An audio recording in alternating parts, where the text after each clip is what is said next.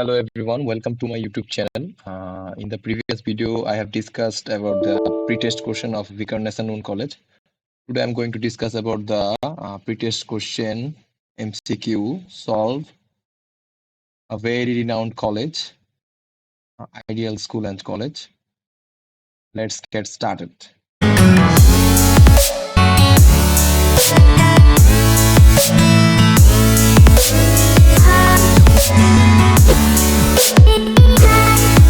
ওকে, আজকে আইডিয়াল স্কুলের প্রিটেস্ট কোশ্চেনটা আমি সলভ করে তোমাদেরকে দেখাবো। কোশ্চেনটা কম্পারেটিভলি অনেক ইজি হয়েছে। এই কোশ্চেনটা সলভ করতে 3 থেকে 3.5 মিনিট লাগে আসলে, তুমি যদি খুব এক্সপার্ট হও। যারা মোটামুটি স্টুডেন্ট আছো তাদের 10 মিনিটের বেশি লাগার কথা না। ওকে, আসো আমরা এটা সলভ করি। দেখো প্রথম কোশ্চেনটা দেখো, এখানে একটা ডোমেইনের টাইপ দেওয়া হয়েছে .edu, যে আমাদের একটা ওয়েবসাইটের ভিতরে .edu থাকলে আসলে কি করতে হয়, এটাকে আসলে বলে টপ লেভেল ডোমেইন বলো, যেটাকে বলে টপ লেভেল ডোমেইন। যেমন ধরো আমরা ইডিউ থাকলে আসলে এই ডোমেইনটা আসলে কি উদ্দেশ্যটা কি, সেটা হচ্ছে মানে শিক্ষামূলক। ধরো যদি আইএনটি থাকে তাহলে কি হবে, ইন্টারন্যাশনাল। এরকম ভাবে তোমার হচ্ছে এই টপ লেভেল ডোমেইনটা ডিপেন্ড করে যে কি ধরনের টপ লেভেল ডোমেইন তুমি দিবা। তোমার ওয়েবসাইটের বিষয়বস্তুর উপর ডিপেন্ড করে আসলে এটা বসাইতে হয়। যাই হোক, সো আমি প্রত্যেকটা জিনিসেরই ব্যাখ্যা দিব। তো ভিডিওটা দেখলে তোমাদের এমসিকিউর সাথে সাথে কিছু বেসিক ক্রিয়েট হবে, যে বেসিক দিয়ে তুমি পরবর্তী এমসিকিউ পরীক্ষাতে অনেক ভালো কিছু করতে পারবা। ওকে, সো প্রথমটার অ্যান্সার হচ্ছে গ, শিক্ষামূলক। তো এখানে দেখো 4টা অপশন ছিল, সামরিক, সাংগঠনিক, ব্যবসায়িক, শিক্ষামূলক। ব্যবসায়িক ক্ষেত্রে আমরা সবাই জানি এটা হচ্ছে ওআরজি থাকে বা বিজ থাকে। বিজ, ওআরজি হচ্ছে অলাভজনক প্রতিষ্ঠান, সরি এটা বিজ থাকে মানে বিজনেস। হ্যাঁ, সামরিকের ক্ষেত্রে তোমরা জানো, মানে প্রত্যেকটার ক্ষেত্রে হচ্ছে আলাদা আলাদা। তো এখানে ইডিউর ক্ষেত্রে হচ্ছে শিক্ষামূলক হবে। Okay, move to the next question. Second কোশ্চেনটা দেখো, সেকেন্ড কোশ্চেনটা হচ্ছে একটা ট্যাগ দেওয়া আছে, প্যারাগ্রাফ ট্যাগ। তো প্যারাগ্রাফ ট্যাগের ভিতরে দেখো, এখানে তোমরা সবাই জানো যে ট্যাগের সাথে যেটা থাকে এটাকে বলে অ্যাট্রিবিউট, এটাকে বলে অ্যাট্রিবিউট। আর অ্যাট্রিবিউটের পাশে যেটা থাকে এটাকে বলে ভ্যালু। আর এই বাংলাদেশ যে লেখাটা ট্যাগের মধ্যে আছে এটাকে বলে কন্টেন্ট। তো এই জিনিসগুলো কিন্তু তোমাদের জানতে হবে, হ্যাঁ, বেসিক গুলো, যে কোনটা কোনটা ট্যাগ কোনটা অ্যাট্রিবিউট। লাইক মনে করো যে আমি এই যে পি ট্যাগ এখানে লিখতেছি, ধরো এইটা কিন্তু একটা ট্যাগ, ঠিক আছে, পি একটা ট্যাগ, আরো অনেক ট্যাগ আছে। তো এটা তো তোমরা জানো যে এই যে সিনটেক্স গুলো যে থাকে, যে এই যে সিনটেক্স শুরু থাকলে এইভাবে দিতে হয়, আর কোনো কিছু শেষ করতে হইলে সিনটেক্সটা এরকম দিতে হয়। তো এই জিনিসটাকে বলে ট্যাগ, আর এর ভিতরে লেখাটাকে বলে কন্টেন্ট। ওকে, কন্টেন্ট। আর ট্যাগের মধ্যে তুমি যদি মনে করো যে কিছু একটা জিনিস অ্যাসাইন করো, লাইক অ্যালাইন হইতে পারে, পি অ্যালাইন, বা পি এর সাথে আরো অনেক ধরনের অ্যাট্রিবিউট থাকতে পারে। তো এই অ্যালাইনটা হইতেছে কি, একটা আলাদা বৈশিষ্ট্য তোমাকে দিতেছে এটা একটা সম্বন্ধে। এই যে অতিরিক্ত একটা বৈশিষ্ট্য দিচ্ছে সেটা হচ্ছে অ্যাট্রিবিউট। তো তুমি যদি ট্যাগ, অ্যাট্রিবিউট, ভ্যালু, কন্টেন্ট এই জিনিসগুলো ক্লিয়ার থাকো, তাহলে এমসিকিউ গুলো তোমার জন্য খুব সহজ হবে। ওকে, তাহলে দেখো 2 নম্বরের অ্যান্সার কি হবে।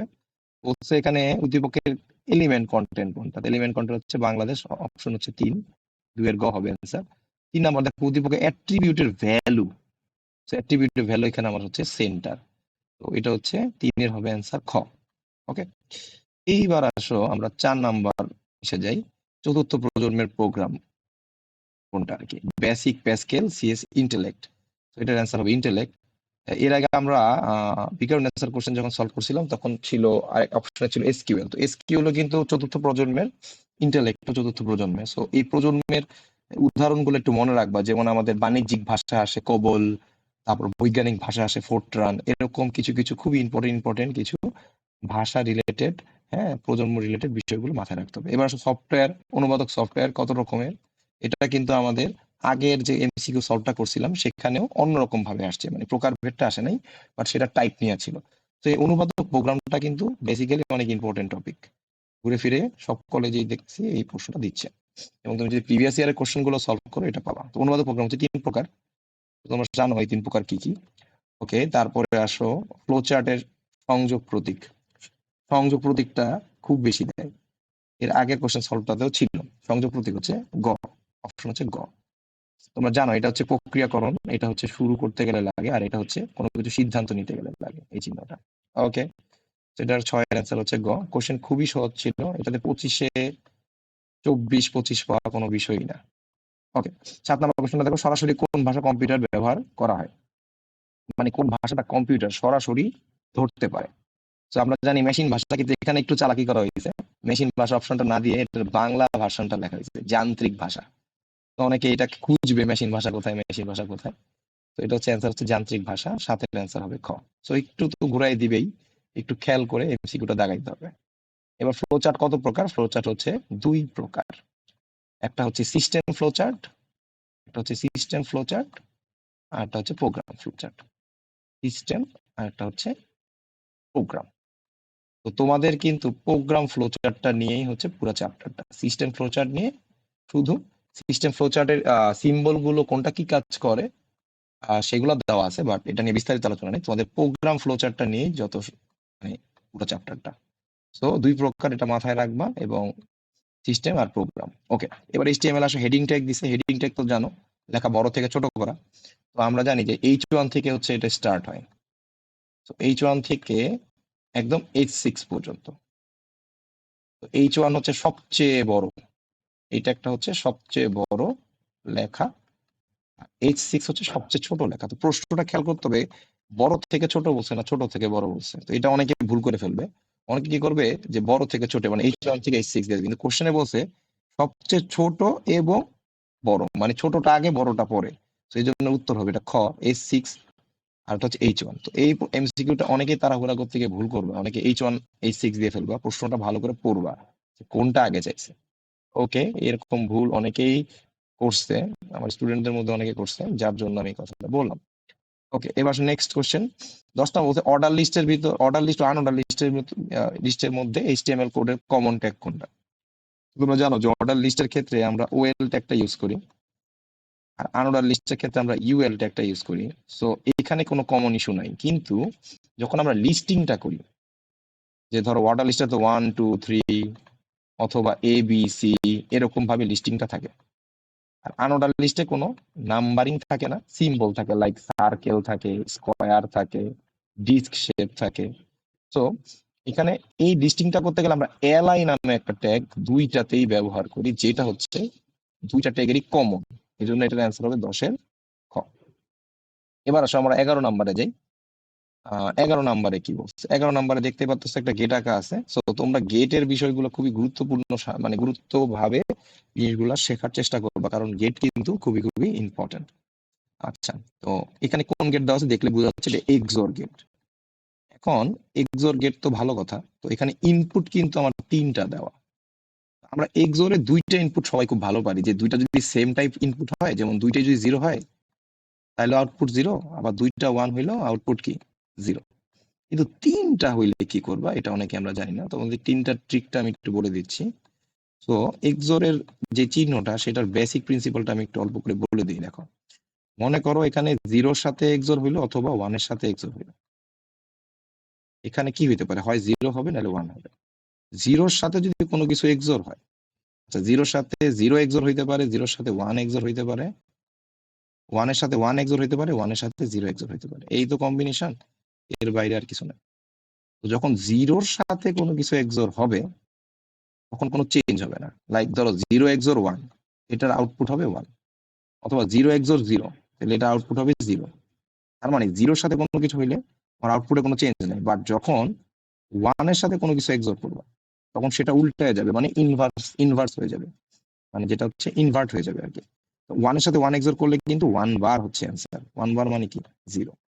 আর 1-এর সাথে যদি 0 এক্সোর করো, তাহলে অ্যান্সার হবে 0 বার, মানে 1। মানে 1-এর সাথে করলেই জিনিসটা পরিবর্তন হয়। এখন 3টার ক্ষেত্রে কিভাবে করবা, তো সেটা আমরা একটু দেখি। মানে এই বেসিক প্রিন্সিপালটা যে মাথায় রাখতে পারো, তাহলে তোমার 3টা কেন 10টা দিয়ে দিল, তুমি ভেঙে ভেঙে ভেঙে ভেঙে ইন্ডিভিজুয়াল ভাবে করে ফেলতে পারবা। তো এখানে 3টা দিচ্ছে, তো আমাদের বলছে যে পি এর মানটা 1 আনবো আমরা কিভাবে। তো তোমরা জানো 3টা জিনিসের কম্বিনেশন 8টা হয়। তো আমাদের প্রশ্নে বলছে পি এর মানটা এখানে 1 আনার জন্য। তো আমাদের 8টা কম্বিনেশন টেস্ট করতে হবে না, কারণ আমাদের 3টা অপশন দিয়ে দিচ্ছে, এর মধ্যে টেস্ট করে দেখবো কোনটাতে 1 আসে। এবং সেগুলো হচ্ছে আমার অ্যান্সার। ওকে, তাহলে আমরা এটা দিয়ে ট্রাই করি। তো প্রথমটা দেখো 1, তারপর হচ্ছে XOR 1 XOR 0। তো এখানে দেখো আমার 1 এর সাথে যদি কোনো কিছু XOR করি তাহলে তোমরা জানো যে এই 0টা কি হয়ে যাবে, 0 বার মানে 1 হয়ে যাবে। তাহলে আমার এইটার সাথে আসলো অ্যান্সার 1। তাহলে 1 এর সাথে তাহলে আমার থাকলো কি শুধু এই 1টা। এই 1 এর সাথে যদি এই 1 কে করি সেটা আবার অ্যান্সার হয়ে যাবে 1 বার, সেটা মানে টোটাল অ্যান্সার হয়ে গেল 0। তার মানে এটা টোটাল অ্যান্সার কিন্তু 0, তার মানে এই অপশনটা হবে না। এবার আসো আমার 2 নম্বরটাতে 0 XOR 1 XOR 1। তাহলে দেখো 1 এর সাথে 1 XOR করলে হচ্ছে ওই যে 1 এর সাথে করলে কোনো উল্টায় যায়, তাহলে এটা টোটাল অ্যান্সারটা হচ্ছে 1 বার হবে, মানে 0 হবে। তাহলে 0 যদি হয়ে যায় তাহলে 0 এর সাথে 0 করলে 0ই হবে, মানে এটাও হচ্ছে না।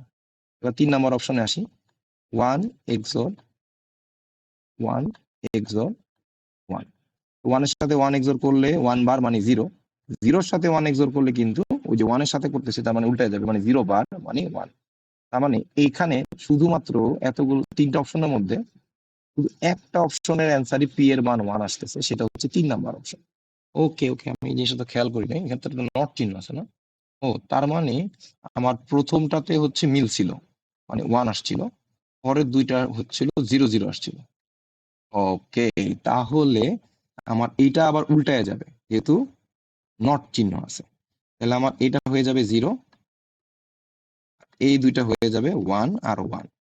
তার মানে অ্যান্সার হবে ক। ওকে, আমি এই জিনিসটা খেয়াল করি নাই যে এখানে নট গেট একটা আঁকা আছে, আমি শুধু এক্সোর নিয়ে চিন্তা করছিলাম। আসলে এটা হচ্ছে এক্স নর। এক্স নর, হ্যাঁ এক্সোর গেটেরই, বাট এক্সোর গেটের সাথে যখন একটা নট গেট লেগে যায় তখন সেটা হয়ে যায় এক্স নর। ওকে, তাহলে কোশ্চেনটা একদম পুরোপুরি ভ্যালিড আছে। হ্যাঁ, কোশ্চেনটার মধ্যে কোনো সমস্যা নাই, কারণ আমার হচ্ছে জিনিসটা আবার উল্টাই দিতে হবে। উল্টাই দিলে তখন তোমার অ্যান্সার মিলে যাচ্ছে, কারণ দুইটা তোমার হচ্ছে না। তার মানে এখন উল্টাই দিলে তো দুইটা আবার 1 হয়ে যাচ্ছে, তাহলে এটার অ্যান্সার হবে ক। 11 অ্যান্সার ক হবে। হ্যাঁ, কোশ্চেন পুরোপুরি ভ্যালিড আছে। সরি ফর মাই মিস্টেক্স, আমি খেয়াল করিনি বিষয়টা। আচ্ছা, এবার 12 নম্বরে আসো। 12 নম্বরে দেখো পি তে বলছে তিনটা এক্স নর করতে। তাহলে এক্স নর কি করবো, প্রথমে এক্সর করবা। এক্সর তো তোমরা জানো, তার মানে তার উপর আবার বার দিয়ে দিবা, দ্যাট মিনস এটার অ্যান্সার হবে গ। 12 গ হয়ে গেল। এবার আসো আমরা বাকি পরের পেজের পার্টটা করি। তোমরা এই ভিডিওগুলো দেখলে আশা করি যে তোমাদের এমসিকিউ যে ভীতিটা আছে সেটা কেটে যাবে। ওকে ওকে, এবার আসো আমরা এই কোশ্চেনটা একটু ভালো করে সলভ করি। আইপি অ্যাড্রেস, আইপি অ্যাড্রেস এখানে সব থিওরিটিক্যাল যেগুলো এগুলোর ব্যাখ্যা না দিই। আইপি অ্যাড্রেসের নেটওয়ার্ক হবে 4G। ওকে, মানে এটা হচ্ছে ঘ হবে অ্যান্সার। ন্যানো অবজেক্ট থেকে তৈরি করা হয় কোথা থেকে, এটা হচ্ছে মলিকুলার কম্পোনেন্ট থেকে। এটা হলো 14 গেল। এবার আসো 15 নাম্বার। 15 নাম্বার বলছে 2 টু দি পাওয়ার n সংখ্যক ইনপুট n সংখ্যক আউটপুট, মানে আমার ইনপুট হবে বেশি আউটপুট কম, মানে 4টা ইনপুট হইলে 2টা আউটপুট, 8টা ইনপুট হইলে 3টা আউটপুট, মানে এটা এনকোডারের সাথে যায়। 2 টু দি পাওয়ার n সংখ্যক ইনপুট n সংখ্যক আউটপুট। ওকে, এনকোডার। এবার আসো আমরা 16 নাম্বার কোশ্চেনে যাই।